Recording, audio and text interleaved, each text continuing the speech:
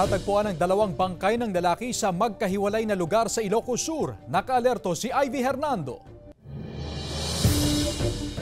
Wala ng buhay ng matagpuan ang 76 anyos na si Arsenio Ursua sa tabi ng mga aning mais sa Barangay Barbarit, Magsingal, Ilocos Sur.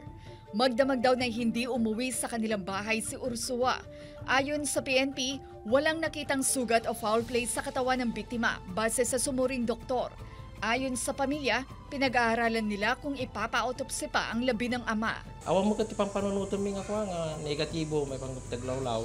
Yung kaya mi lang nga may kadagi haka-haka mo, tadji kami na, ayo wagas di pa nakatay na, questionable para kanya nga pamilya. Medyo nag-subside na yung blood sa likod niya, so medyo may katagalan na po yung pagkamatay niya.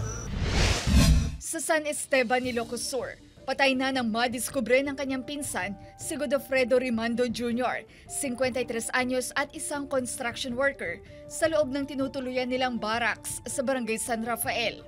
Nakikipag-ugnayan pa ang pulisya sa pamilya ng biktima upang maiuwi ang kanyang labi sa San Manuel, Pangasinan. Kasama si Norman Raca, Ivy Hernando, 1 North Central Luzon.